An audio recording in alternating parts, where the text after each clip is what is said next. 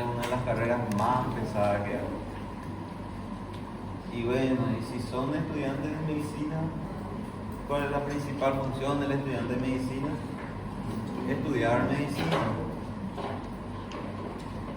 Y estudiar para un examen no es estudiar una noche antes, es estudiar todos los días. No hay de otro. Porque al final, bueno, van a pasar mi materia, pero con un conocimiento que en 2 o 3 meses se van a olvidar todo eso. Y no le va a servir de nada. Hasta acá puedo convencer, de verdad, más que eso ya no puedo, ya depende de ustedes. Ya queda a criterio de ustedes qué tipo de médicos quieren ser y qué tipo de estudiantes quieren ser. Vamos a ir. Ya hablamos entonces de la primera parte del electrocardiograma. ¿Cuál era la función del electrocardiograma? ¿Para qué sirve? Para medir la actividad eléctrica del corazón. Perfecto. ¿Cómo nosotros podemos evaluar la actividad eléctrica del corazón? Por medio de la colocación de electrodos en el cuerpo humano, ¿verdad? En el cuerpo del observado. Y bueno, la colocación de estos electrodos van a crear derivaciones u ondas eléctricas que se representan en el papel del electrocardiograma. ¿Cuántas derivaciones hay? 12 derivaciones. De 1, de 2, de 3, ABR, ABL, ABF, B de vaca, B1, B2, B3, B4, B5, B6. ¿Está? Bueno, 12 derivaciones. ¿Cuáles son esas derivaciones? Podemos dividir en 3 grupos. ¿Ya? Las unipolares, bipolares y precordiales. Hay más para explicar de esto, pero ¿cómo podemos aprender mejor el electrocardiograma? Cuando empezamos con un poquito de datos, por sobre eso le vamos agregando más, por sobre eso le vamos agregando más y vamos agregando o aumentando de complejidad la lectura de un trazado de electrocardiograma. Pero vamos primero con lo simple y sencillo y después, bueno, vamos a entrar en lo que es más complejo. Pero de forma práctica tenemos que saber que están las derivaciones unipolares, ABR de right, ABL de left y ABF de foot. Y las bipolares, de 1, de 2, de 3. No se confundan en de 1, de 2, de 3 con B1, B2, B3. Uno es D de dedo y está expreso en números romanos y el otro es B de vaca y está expreso en números cardinales. ¿Está?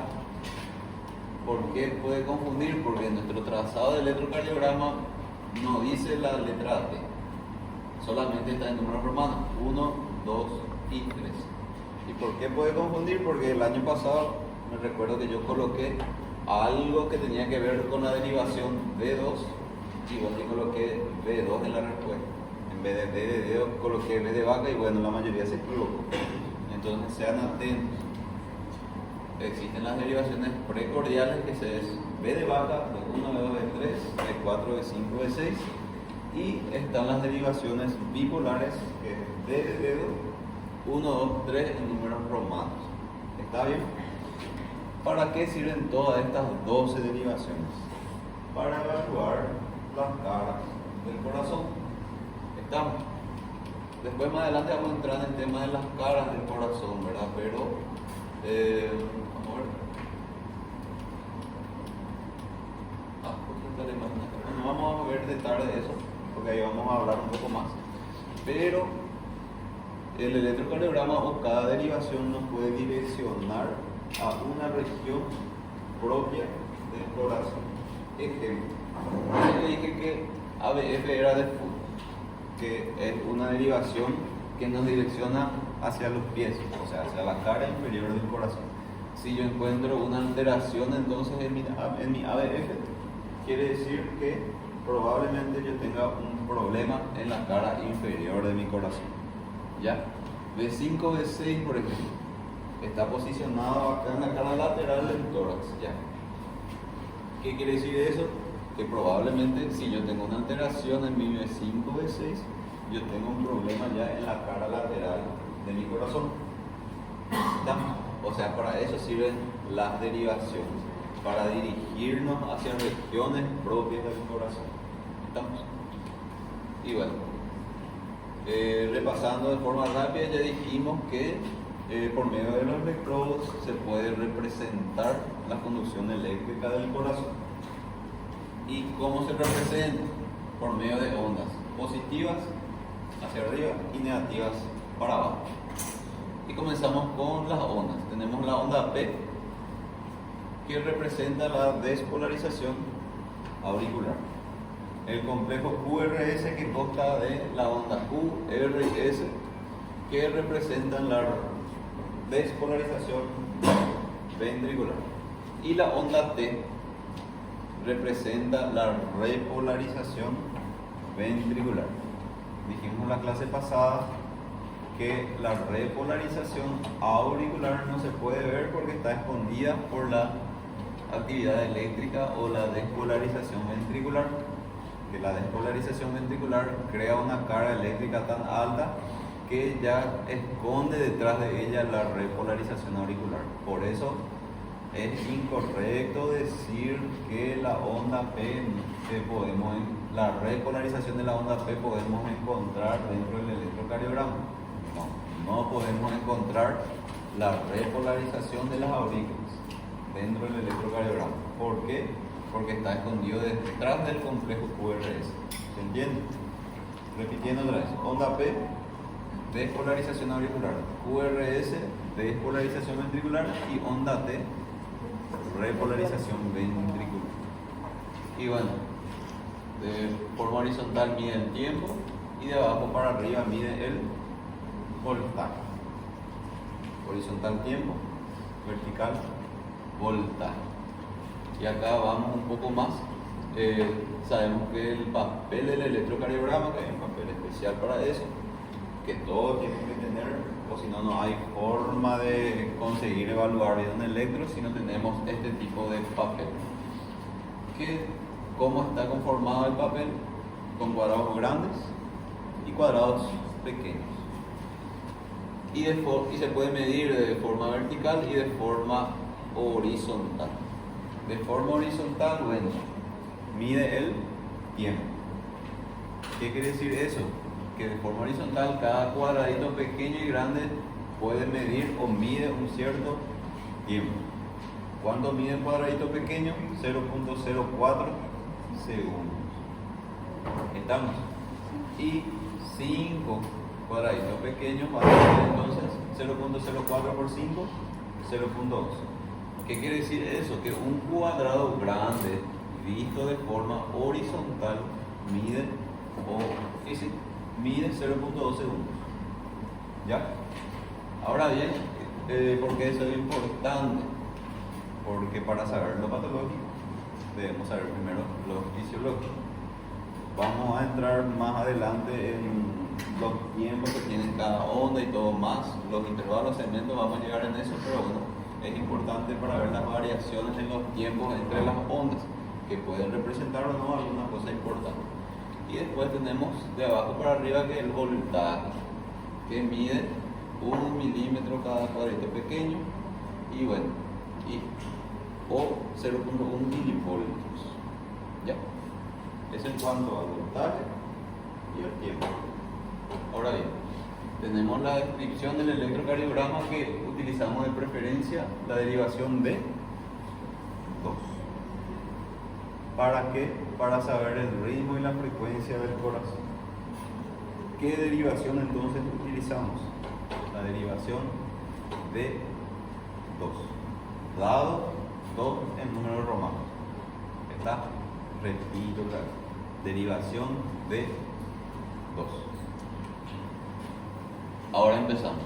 5 puntos para saber el electrocardiograma. Están en el norte de Brasil, terminaron recién la carrera, están juntando dinero para rendir la reválida. Viene un paciente con dolor en el pecho.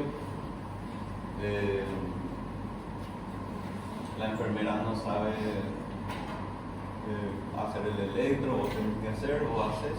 Se imprime el electro y la enfermera te pasa el papel del electro y te dice para que lo interpretes. Y no entendés nada de lo que dice el electro, y el familiar ya te mira con una cara como que te va a denunciar, ¿verdad? Y te denuncia. Y bueno, ¿cómo evitar eso? 5 puntos. 5 puntos para aprender a leer el electrocardiograma: ritmo, frecuencia, eje, posición y rotación, que son los puntos básicos para leer un electrocardiograma. Por encima de eso vas añadiendo más conocimiento, pero para añadir más conocimiento tenés que tener algo de base, que son estos 5 puntos. Estamos, empezamos, y esto creo que ya no nos llegamos a hablar esto de la clase anterior. Punto número 1, el ritmo. ¿Cuál es el marcapasos normal del corazón? ¿Cuál es el marcapasos normal del corazón? ¿Cuál es el marcapasos normal del corazón? Más fuerte. ¿Cuál es el marcapasos normal del corazón? No sinusal. Bueno, el nodo sinusal se comunica con el nodo AB o el nodo auriculoventricular por medio de las fibras internodales, ¿verdad? Dentro de las aurículas, estamos hablando todavía en las aurículas. El nodo auriculoventricular o del nodo auriculoventricular parte del haz de His. Del nodo auriculoventricular parte el haz de Del nodo auriculoventricular parte el haz de His. El haz de His se divide en 2 ramas, derecha e izquierda, que terminan en los ventrículos. Y dentro de los ventrículos se divide y termina en sus fibras, llamadas fibras de Purkinje. Perfecto. El nodo sinusal se comunica con el nodo auriculoventricular por medio de las fibras internodales. El nodo auriculoventricular termina convirtiéndose en el haz de His, o desemboca o continúa su actividad eléctrica por medio del haz de His. El haz de His tiene 2 ramas y termina con las fibras de Purkinje. Perfecto. Ahora bien, el marcapasos normal del corazón es el nodo sinusal, que es, o dicho de otra forma, es el que marca el ritmo en el corazón. Otra vez, el nodo sinusal es el que marca el ritmo en el corazón, o marca el ritmo del ciclo cardíaco. El nodo sinusal, al ser el marcapasos normal del corazón, es el que determina el ritmo del ciclo cardíaco. ¿Qué ocurre? Se despolariza el nodo sinusal. Al despolarizarse el nodo sinusal, se despolarizan las fibras internodales también. Al despolarizarse el nodo sinusal, las fibras internodales, eso causa la despolarización de todos los miocitos auriculares. Al despolarizarse, bueno, ocurre la contracción. ¿Cómo se representa eso dentro del electrocardiograma? La despolarización auricular a través de la onda. A través de la onda P. ¿Está? ¿Cómo yo sé entonces si mi corazón fisiológicamente está bien en la regulación de su ritmo? Evaluando la onda P.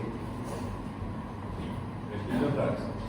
Para saber el ritmo de mi corazón, lo primero que yo tengo que evaluar es la onda P, porque la onda P evalúa el trabajo de mi nodo sinusal.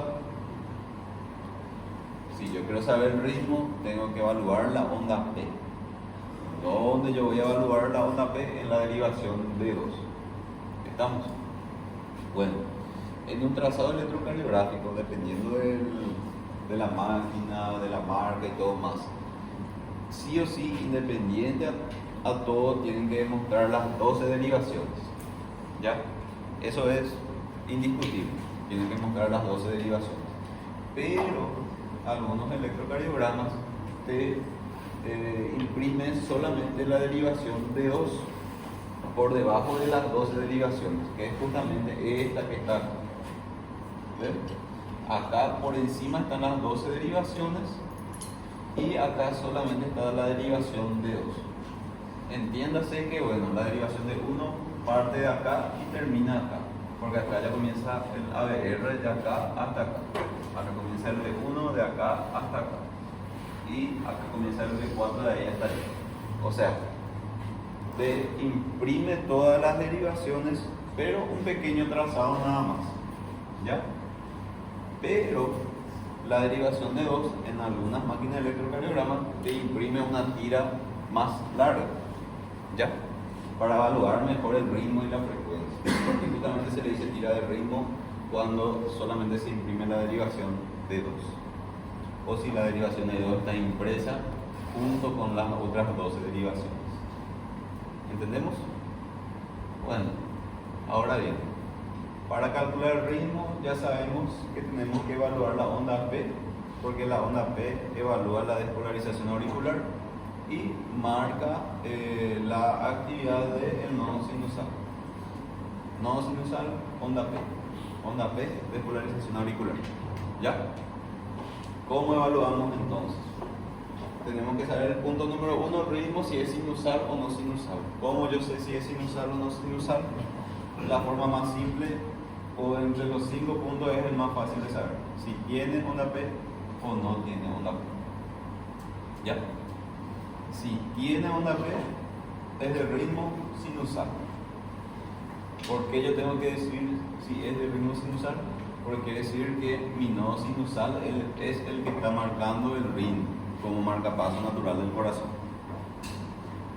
Repito, describo mi electro, lo primero que tengo que evaluar es la onda P, y al ver la onda P dentro de mi derivación de 2, yo puedo saber si es sinusal o no sinusal. ¿Cómo yo sé si es sinusal o no sinusal? Ritmo sinusal si presenta onda P, no sinusal si no presenta onda P, así es simple. ¿Por qué o en qué caso yo puedo no encontrar una onda P? Cuando tengo un tipo de taquiarritmia en donde la despolarización ventricular es tan alta o tenemos una taquicardia tan alta que comienza a ocultar también, además de la repolarización auricular, también la despolarización auricular. Entonces solamente se ve los complejos QRS. ¿Ya? En ese caso tenemos un ritmo no sinusal porque no podemos ver onda P en el trazado electrocardiográfico. Ahí radica la importancia de saber evaluar si es de ritmo sinusal o no sinusal. Porque si no encontramos onda P y tenemos una taquicardia, tenemos un tipo de arritmia o un tipo de taquiarritmia. Y ese tipo de taquiarritmia se trata con un tipo determinado de fármaco, que si tratamos de otra forma podemos complicarle más al paciente. ¿Está? Repito otra vez. Punto número 1, ritmo. Y el ritmo puede ser sinusal o no sinusal. ¿Y de qué depende eso? Si tenemos o no tenemos onda P o no. ¿Cómo evaluamos? En la derivación de 2. Y acá, bueno, ¿tenemos onda P o no tenemos? Tenemos onda P, ¿verdad? Hay varios tipos de onda P. Esto es lo normal, ¿verdad? Que tiene que medir entre 3 cuadraditos pequeños o 0.12 en promedio. Pero bueno, hay veces en que es demasiado puntiagudo, que se le denomina justamente onda P picuda, que ya nos direcciona hacia una hipertensión pulmonar. Hay de repente, cuando es demasiado ancho la onda P, nos direcciona hacia un agrandamiento auricular. Hay una onda P bifásica que tiene una porción positiva, una porción negativa, ya nos direcciona a otra cosa. Y bueno, hay tipos y tipos de morfología de onda P. De repente este tiempo de PR, el intervalo, pero como se le conoce, puede estar más acortado o más prolongado. También te direcciona a otras cosas que bueno, vamos a ir viendo, ¿verdad? Pero a lo que va para aprender hoy es saber si hay o no hay onda P. Si hay onda P es ritmo sinusal. Si no hay onda P es ritmo no sinusal. ¿Ya? Y bueno, punto 2. Si no tengo onda P, ¿tengo un problema? Sí, cuando no encontramos onda P, generalmente, y la principal patología en donde no encontramos onda P es en una fibrilación auricular, cuando hay una despolarización ventricular tan rápida que solapa la onda P y bueno, solamente podemos ver el complejo QRS y a veces el P. Y bueno, ahí estamos frente a una taquiarritmia, ¿verdad? Entonces, si no tenemos onda P, tenemos que pensar ya que estamos frente a una patología, ¿verdad? Porque tiene que tener onda P porque sabemos que la onda P es nuestro marcapaso natural, ¿verdad? Entonces, de que tiene que haber onda P, tiene que haber. Professor, mas após essa fibrilação, essa onda P, ela volta a aparecer? Depende, porque hay varios tipos de fibrilación auricular. Fibrilación auricular es cuando el corazón late más rápido de lo debido de forma irregular. Y hay varios tipos de fibrilación auricular. Hay el de reciente diagnóstico, tardío, permanente. Bueno, hay veces que después del tratamiento puede revertir, nosotros le decimos, presentando o volviendo a tener onda P, y hay veces que ya no, que el paciente ya no, que va a permanecer de forma permanente con fibrilación auricular, pero ya no con una frecuencia demasiado alta que coloca en riesgo, perdón, la vida del paciente, pero sí ya pierde la onda P. Fibrilación auricular, ¿verdad? Una fibrilación auricular crónica o permanente cuando el paciente ya no presenta la onda P, pero ya presenta o tiene un buen control de la frecuencia cardíaca de tal forma que el corazón puede sopesar esa patología o esa arritmia. ¿Está? Bueno, ¿qué es la fibrilación auricular? Es una taquiarritmia en donde el paciente no presenta onda P y tiene un ritmo irregular, o sea, una frecuencia irregular. ¿Cómo se trata la fibrilación auricular? Dependiendo, ¿verdad?, del caso del paciente. Si el paciente tiene una taquiarritmia tal que altera ya la presión arterial o presenta una hemodinamia inestable, la indicación de una cardioversión. ¿Es muy frecuente la fibrilación auricular? Sí. ¿Pasa mucho? Sí. ¿Van a ver ustedes? Sí. Entonces tiene que saber reconocer una fibrilación auricular. Y lo primero es justamente no encontrar una onda P. Y ahora vamos a ver justamente lo segundo, ¿verdad? Pero antes de ver lo segundo, vamos a ver la frecuencia. Punto número 2. Uno tiene el electro y tiene que buscar la onda P en la derivación de 2. Tiene onda P, ritmo sinusal, perfecto. Ahora, punto número 2. Saber la frecuencia cardíaca o cuántos latidos tiene por minuto. ¿Cómo saber cuántos latidos tiene por minuto? Para eso tenemos que saber si es regular o irregular en el tiempo de caída de los complejos QRS. Si ustedes ven, evalúan el dedo acá, no hay diferencia de tiempos de la caída de los complejos QRS. Ven cómo caen en el mismo tiempo los complejos QRS. O sea, no hay una disparidad de tiempo. No es que entre R y R acá es más corto, acá es más prolongado, acá es más prolongado, acá es más corto. Todo cae en el mismo tiempo. Vamos a ver si se entiende mejor así. Tac, tac, tac, tac, tac, tac, tac, tac. O sea, es par. Todo se presenta o la caída de los complejos QRS se cae, o sea, es en el mismo tiempo, ¿sí? ¿Y cómo yo puedo percibir eso? Frecuencia regular. La caída de los tiempos del complejo QRS son iguales en comparación de uno a otro. ¿Cómo percibir? Con el papelito. ¿Cómo medimos la frecuencia cardíaca? 1500 dividimos la cantidad de cuadrados pequeños. Bueno, ¿por qué mencionar el papelito? Porque esto es algo que se usa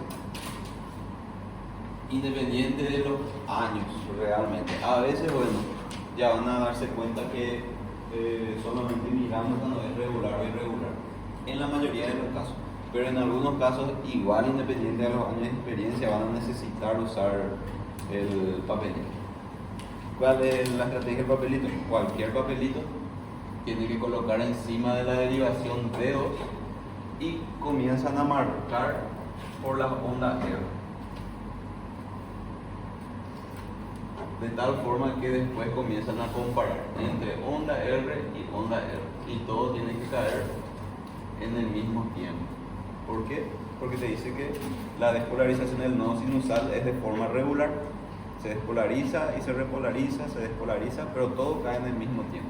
Y bueno, cae en el mismo tiempo acá en el principio, vamos allá en el fondo, también cae en el mismo tiempo, vamos acá en el medio, también cae en el mismo tiempo. Sí,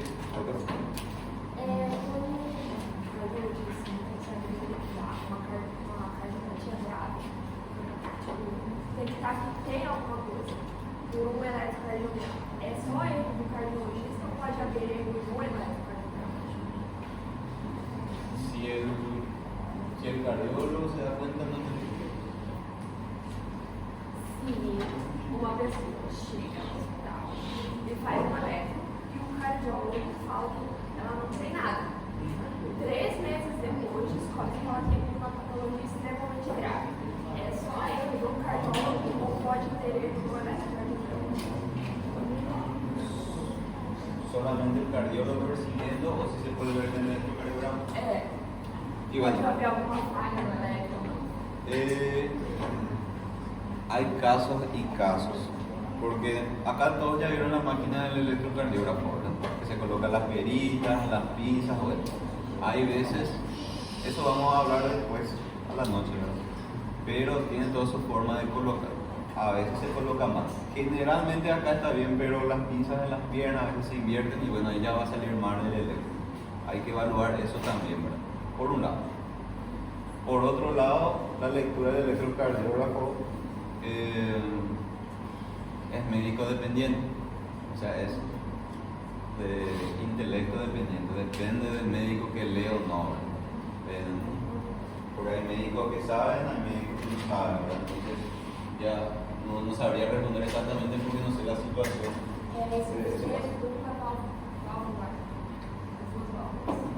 Problema valvular generalmente se puede dar indicios en el electrocardiograma.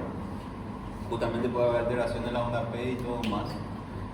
Puede haber alteraciones o hipertrofia ventricular dependiendo de la patología valvular, pero te da más indicios. Pero no es exacto. ¿Cuál es el estudio más exacto para una patología valvular? Es el ecocardiograma. Es el ecocardiograma transtorácico. Porque este mide más la actividad eléctrica del corazón y el ecocardiograma evalúa más las paredes y las válvulas cardíacas. O sea, si no se ve en el electrocardiograma, bueno, se va a ver en el ecocardio si es una patología de la estructura en sí del corazón.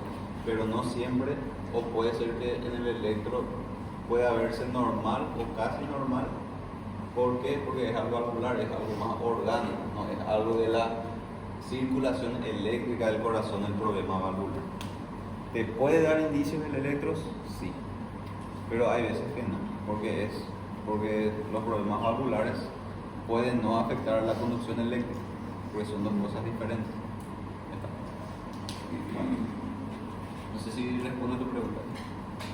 Ahora bien, ¿en dónde nos quedamos? Frecuencia regular.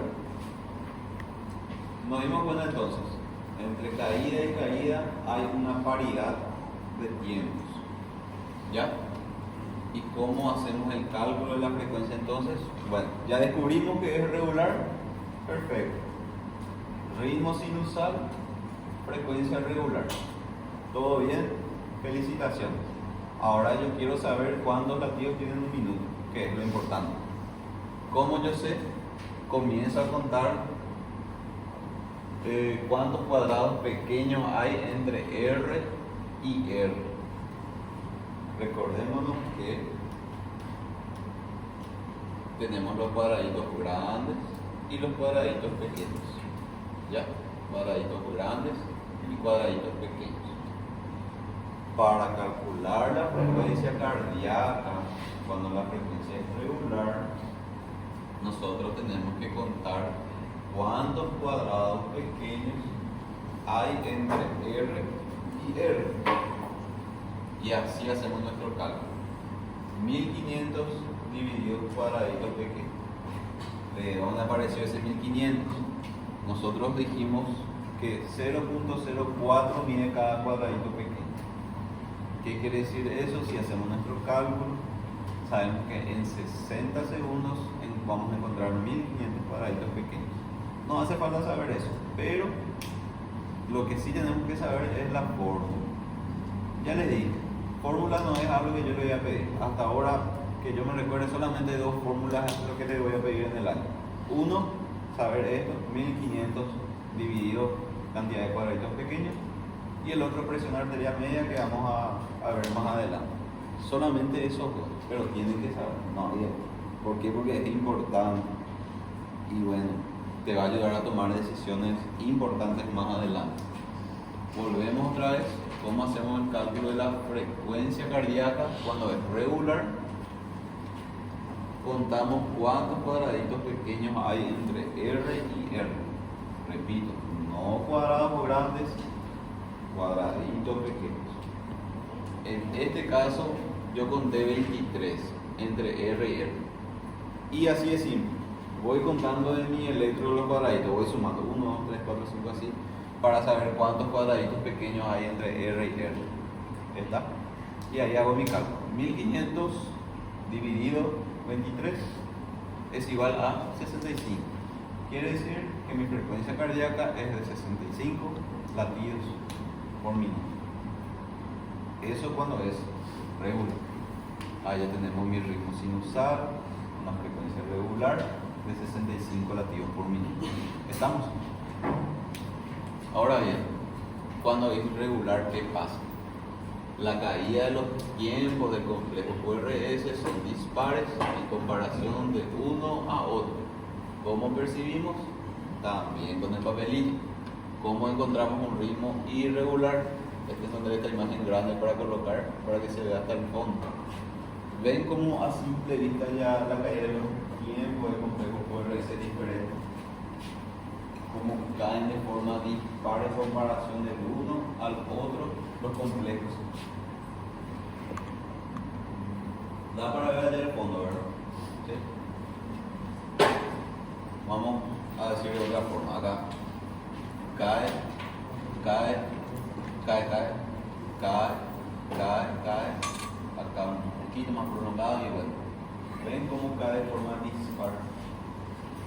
Ahora bien, ¿no va a funcionar nuestra fórmula acá de 1500 dividido por cuadraditos pequeños?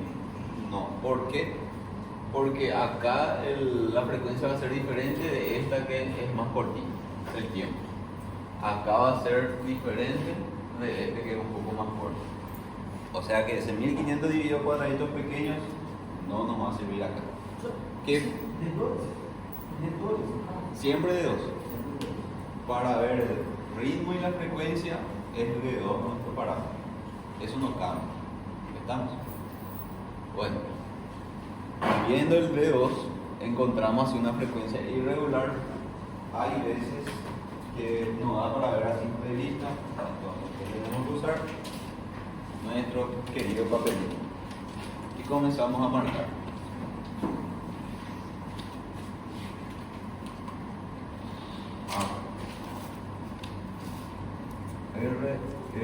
Bueno, acá ya no me da mi hoja y bueno, a simple vista ya me marca que hay una disparidad de tiempos. ¿Está? Acá esta parte, después voy en el final, sigue siendo dispar, voy en el medio, sigue siendo dispar. O sea, hay una irregularidad en la contracción ventricular. ¿Se entiende? Bueno, entre paréntesis, ¿dónde encontramos esto? Esto es una taquiarritmia, en donde si ven, nos vamos a encontrar también ondas P. Acá esta sería una onda P. Acá aparece un poquito, bueno, no es muy lindo de ver una onda P. Tenemos un ritmo irregular sin onda P. Estamos frente a una fibrilación auricular justamente, que es la taquiarritmia o la arritmia más frecuente en realidad. Bueno, ¿cómo sabemos la frecuencia cardíaca cuando hay una irregularidad así? ¿Cómo medimos la frecuencia cardíaca? Contamos 30 cuadrados grandes que corresponden a 6 segundos. Luego contamos cuántos complejos QRS tenemos en esos 30 cuadrados grandes. Y si 30 cuadrados grandes corresponden a 6 segundos y tenemos, supongámosles que 10 complejos QRS en esos 30 cuadrados grandes o en esos 6 segundos. ¿Cuál es mi cálculo si yo quiero llegar a saber en aproximación cuánto hay en un minuto? 10 por 10, porque 6 segundos, 6 por 10, 60 segundos. Vuelvo a repetir otra vez. Cuento 30 cuadrados grandes. 30 cuadrados grandes es igual a 6 segundos. O 6 segundos entran en 30 cuadrados grandes o 30 cuadrados grandes entran en 6 segundos. Yo cuento cuántos complejos QRS hay en 30 cuadrados grandes. Esa sumatoria yo multiplico por 10. ¿Por qué? Porque 6 segundos, 6 por 10, 60 segundos. Quiere decir que si yo tengo 12 complejos QRS en 30 cuadrados grandes, 12 por 10, 120. Mi frecuencia cardíaca es de 120. ¿Y cómo usamos o hacemos acá? Bueno, lo primero, saber si es regular o irregular. A simple vista, ya usamos el papelito también, sabemos que es irregular. Y comenzamos a contar los cuadrados grandes.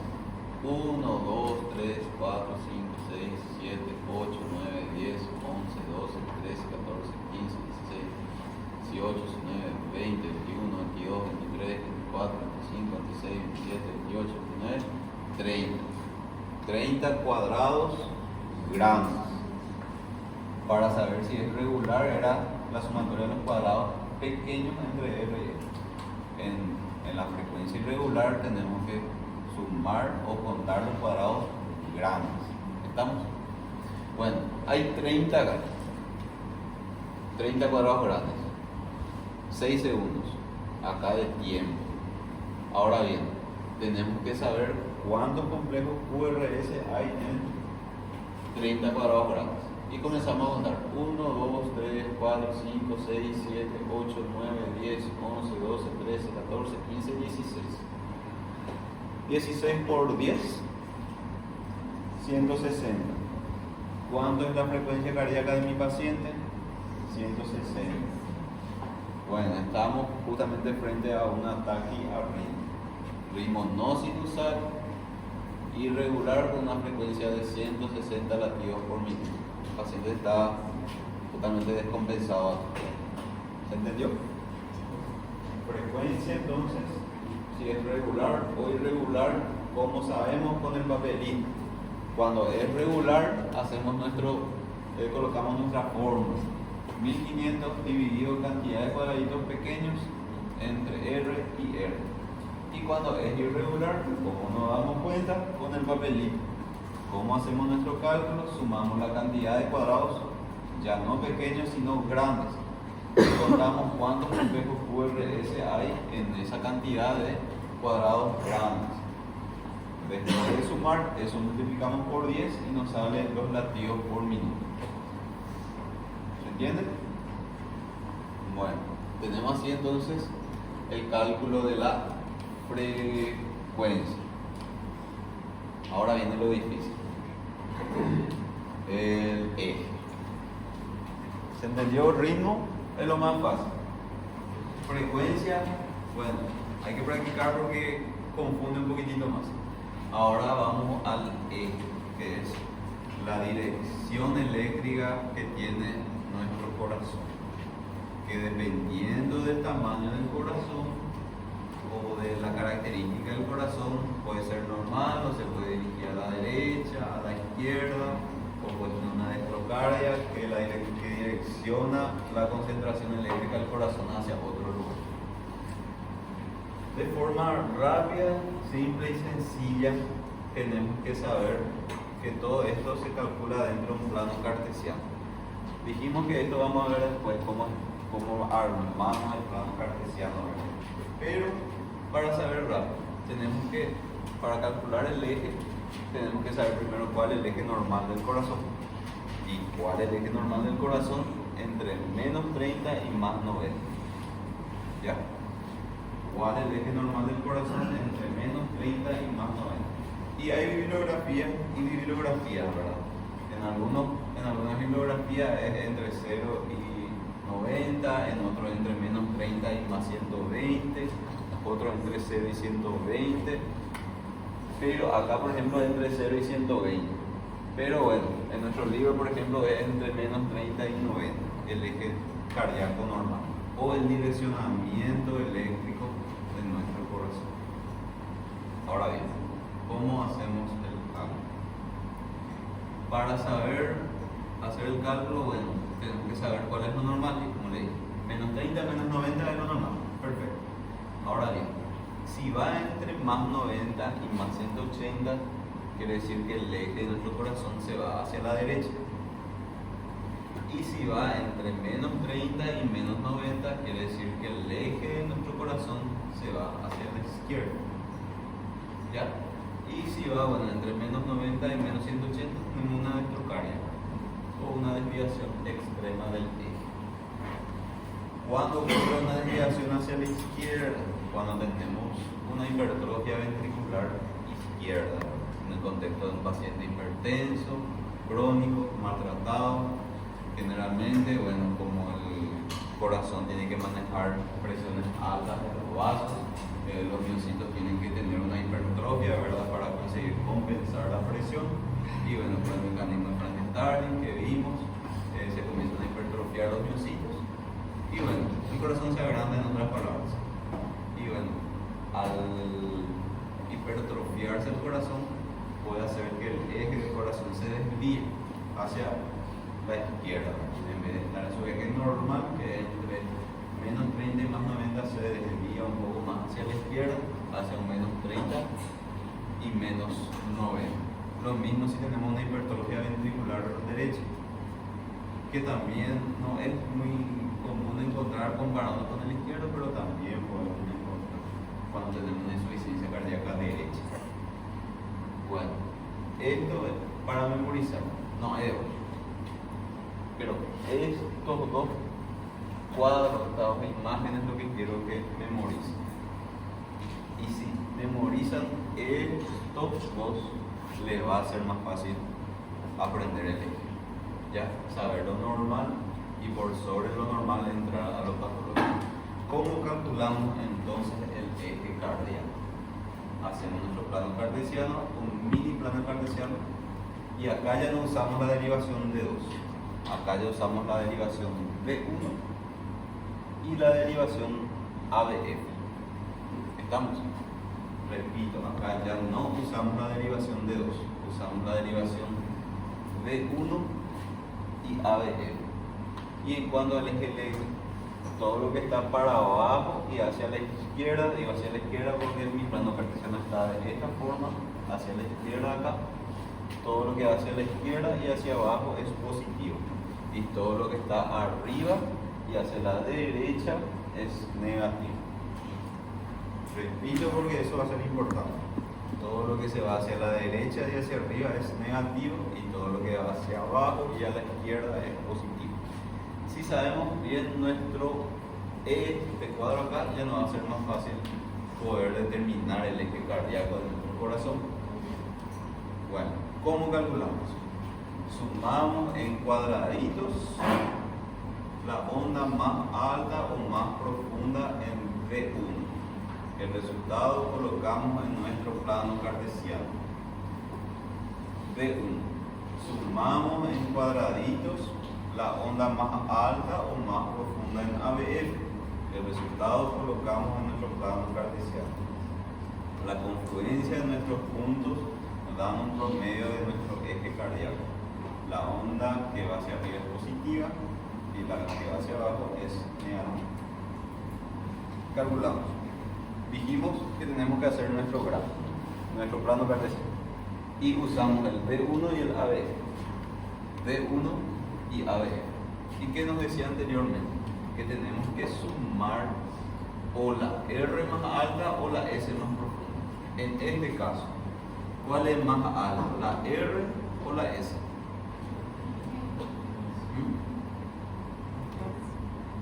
La R es el que está hacia arriba y la S el que baja.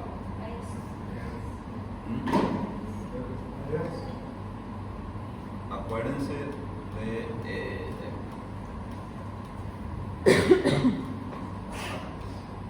U, R y S. R el que sube y S el que baja. Y vuelvo a repetir la pregunta. ¿Cuál es más alto o más profundo? ¿La R o la S? La R. La R es más alta acá. Entonces le elegimos a la R para nuestro plano cartesiano. Y tenemos que contar cuántos cuadraditos de alto tiene nuestra R. Y lo mismo hacemos con el ABE. ¿Está? ¿Cómo hacemos? Bueno, veo mi B1, perfecto, bueno, comparo entre mi R y mi S, me doy cuenta que mi R es más alto comparado con el S y comienzo a contar cuántos cuadraditos de alto tiene. En promedio, bueno, va a tener 1, 2, 3, 4, 5, 6, 7 cuadraditos de alto en promedio, 7 milímetros. Y comienzo a colocar acá 1, 2, 3, 4, 5, bueno, en este caso yo le conté 5, perfecto, 5 milímetros de alto y comienzo a contar. Recuerden que le dije que todo lo que es positivo se va hacia la izquierda y todo lo negativo hacia la derecha. Y acá tenemos una onda R que es positiva. Repito, dijimos que B1 si es positivo o todo lo positivo va hacia la izquierda y hacia abajo y todo lo negativo hacia arriba y hacia la derecha. Y en nuestro D1 mi onda R es positiva. Y si es positiva, ¿cómo tengo que colocar en mi plano cartesiano? Hacia la izquierda. ¿Está? Y dijimos que todo lo positivo va hacia acá y hacia abajo y lo negativo hacia arriba y hacia la derecha. Colocamos acá un positivo entonces. Y comienzo a contar. Ahí sumamos 5 en promedio, 5 milímetros o 5 cuadraditos de alto. Y comienzo a colocar en mi plano cartesiano. 1, 2, 3, 4, 5. ¿Ya? Cierra hasta acá. ¿Por qué coloqué los 5 hacia el lado positivo? ¿Sí? ¿No? Repito. ¿Cómo nosotros hacemos el cálculo del eje de nuestro electrocardiograma o el direccionamiento de nuestro corazón? Tenemos que hacer un plano cartesiano. ¿Hay otras formas? Hay miles de formas. Pero ¿cuál es el más exacto? Es este que está. Hay forma de complicarnos más, pero esta es la forma más exacta. Aprender a hacer este plano cartesiano. ¿Y cómo hacemos? Juntamos las dos líneas por el lado superior y hacia la derecha todo es negativo y el lado inferior y hacia la izquierda es todo positivo. Y colocamos nuestras derivaciones B1 y ABE, sabiendo que mi eje normal es entre menos 30 y más 90. Ahora bien, ¿cómo hacemos nuestro cálculo? Ya dibujamos nuestro plano cartesiano acá y ahora tenemos que comenzar a colocar los puntos de nuestro D1 y AB. ¿Cómo calculamos o cómo sumamos? Elegimos la onda más alta o más profunda en la derivación D1. Vemos acá, D1, bueno, veo mi R sí es alta, veo mi S no es tan profunda, entonces elijo mi R. Elijo mi R y comienzo a sumar cuántos milímetros tiene mi R de alto. Y ahí en promedio le calculé 5 milímetros o 0.5 milivoltios, ¿verdad? Pero bueno, 5 milímetros de alto. Y eso comienzo a colocar en mi plano cartesiano. ¿Hacia qué lado coloco? ¿Hacia el lado positivo o hacia el lado negativo? Sabemos que todo lo que sube es positivo y todo lo que baja es negativo. Y sabemos que en mi plano cartesiano todo lo que va hacia la izquierda y hacia abajo es positivo. Y todo lo que va hacia arriba y hacia la derecha es negativo. ¿Dónde coloco entonces mis 5 milímetros? Bueno, hacia el lado izquierdo porque es positivo. Y como colocamos acá de 1, comenzamos a colocar acá nuestros puntos. 5. Perfecto. Ahora bajamos al ABF. ¿Y cuál es más alto o más profundo acá? O mi R o mi S. Mi R es más alto. Entonces le digo a mi R. Y sabemos que mi R es positivo. ¿Sí? Hay veces en que mi S va a ser más profunda y mi S va a ser negativa. Pero en este caso mi R es el más alto, entonces yo le digo a mi R que es positivo. ¿Cuántos cuadraditos o cuántos milímetros de alto va a tener? Vamos a ver, 5, 9 aproximadamente cuadraditos vamos a dar como ejemplo. 9 cuadraditos o 9 milímetros o 0.9 milivoltios. Perfecto. Y eso colocamos en nuestro plano cartesiano. ¿Qué dijimos? Que todo lo que va hacia abajo y hacia la izquierda es positivo y todo lo que va hacia arriba y a la derecha es negativo. Quiere decir que hacia abajo es positivo. Y si mi ABF tiene una onda R más alta, quiere decir que es positivo. ¿Qué quiere decir acá? Que tenemos que colocar hacia abajo el direccionamiento de nuestros puntos. Dijimos que eran 9 milímetros o 9 cuadraditos y comenzamos a colocar acá. 1, 2, 3, 4, 5, 6, 7, 8, 9. ¿Y qué dice después nuestra literatura? Que la confluencia de ambos puntos van a determinar el eje cardíaco. ¿Ya? La confluencia de ambos puntos van a determinar nuestro eje cardíaco. Y sabemos que nuestro eje normal va entre menos 30 y más 90. Y justo donde cae nuestro eje, entre menos 30 y más 90. ¿Qué quiere decir entonces? Que nuestro eje cardíaco está conservado. Y volvemos a trabajar el ritmo sinusal con una frecuencia regular de 65 latidos por minuto, eje cardíaco normal o un eje cardíaco entre menos 30 y más 90. Y así vamos por el tercer punto y vamos describiendo nuestro eléctrico. Professor, esse cálculo você faz ele em cima do ritmo sinusal, da frequência normal, você consegue fazer ele. Se tiver o ritmo táxi sinusal ou a frequência estiver, Igual. você faz ele Igual, assim, no mesmo no, cálculo. no varía. Puedes hacer también el cálculo del eje cardíaco si tienes o estás dentro de una arritmia. No varía en ese caso. ¿Ya? Punto 1, 2 y 3 ya vimos. ¿Sí? A onda P está diretamente relacionada com a frequência também, no caso de não ter onda P, altera a frequência? Y sí, justamente cuando en la fibrilación auricular que usamos como ejemplo, existe una fibra especializada cardíaca que es anómala, que crea una pseudo despolarización de la membrana. Eso afecta a la onda P y afecta al nodo auriculoventricular y crea un circuito circular o un mecanismo de reentrada, se le dice, vamos a ver próximamente, que causa una alteración y causa que el ventrículo se despolarice mucho más rápido de lo que debería. O sea, sí está afectado la onda P cuando tenemos una taquicardia. No sé si eso responde. ¿Sí? ¿Otra pregunta? 180, menos 180, menos 190, ele chega no extremo. Ou não? Por el eje tensional. Mas ele pode ser chamado também indeterminado? ¿Cuál? Extremo? 180, menos 180, menos 90, extremo. Y Extremo? si tenemos a la derecha entre menos 90 y menos 180 es lleva hacia la derecha. Acá te colocamos, como le dije, todo lo que va hacia arriba es negativo, todo lo que va hacia abajo es positivo.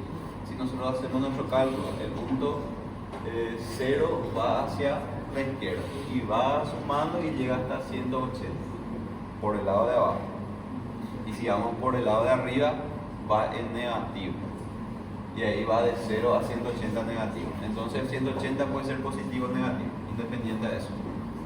Puede ser ambos, ¿verdad? Si estamos teniendo dos mitades. Un lado solamente de 0 a 180 negativo y el otro lado de 0 a 180 positivo. ¿Otra pregunta? Bueno, repitiendo otra vez. Tenemos 5 puntos para evaluar un electrocardiograma. 1, el ritmo. Para evaluar el ritmo, debemos ver la onda P en la derivación de 2. Vemos la onda P y podemos saber si es sinusal o no sinusal. ¿Cómo sabemos si es sinusal o no sinusal? Si tiene o no tiene onda P. Si no tiene onda P, es no sinusal. Si tiene onda P, es sinusal. Así de simple, es lo más fácil de leer en un eléctrico. ¿Ya? Ahora bien, vamos al segundo punto. Hablemos de la frecuencia. Y la frecuencia puede ser regular o irregular. ¿Cómo nos damos cuenta cuando es regular o irregular? Por el papelito. ¿Está? ¿Cómo nos damos cuenta si es regular o irregular? Con el papelito. Perfecto. Colocamos el papelito y nos damos cuenta si es regular o irregular. O si los tiempos de la despolarización ventricular cae en forma dispar, es irregular. O si hay una paridad en la caída de los tiempos, es regular. ¿Cómo calculamos la frecuencia cardíaca ahora? Si es regular, es de 1500 dividido cantidad de cuadraditos pequeños entre R y R. Si es regular, 1500 dividido cantidad de cuadraditos pequeños entre R y R, si es regular. Ahora bien, si es irregular, ¿cómo hacemos?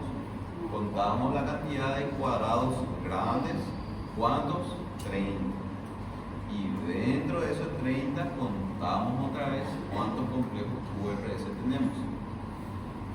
Y esa cantidad multiplicamos por 10. ¿Está? Y ahí tenemos la frecuencia cardíaca en un minuto en un ritmo irregular. Si es regular, 1500 dividido cuadradito pequeño.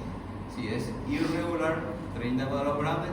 ¿Cuántos QRS hay dentro de esos 30 cuadrados grandes? Multiplicamos por 10. ¿Se entiende? Por último, tenemos el eje. Y el eje cardíaco tenemos que saber lo normal, que va entre menos 30 y más 90. ¿Ya? Más que eso no vamos a complicarnos todavía. Menos 30 y más 90 y ahí cerramos.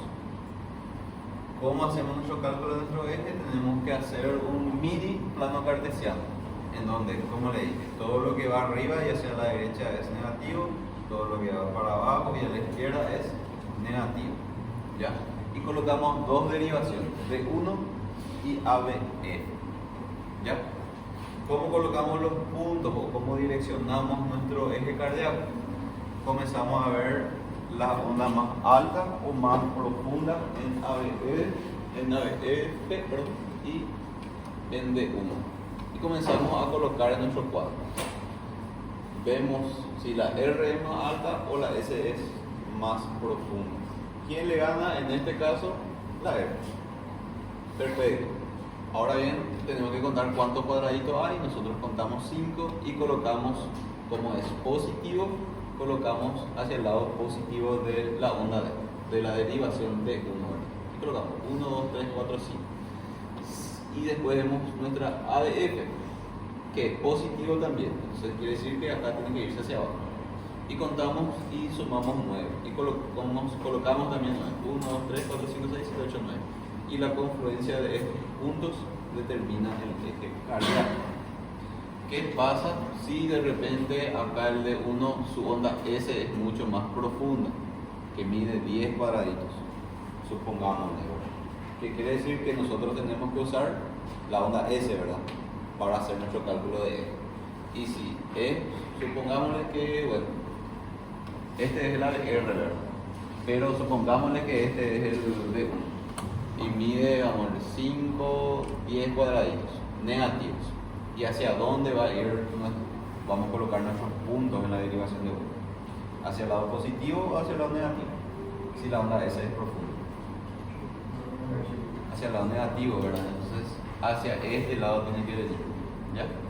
Y si supongámosle que viene hacia este lado y nuestro ABF sigue igual, también es positivo, la confluencia de mis puntos va a chocar hacia acá.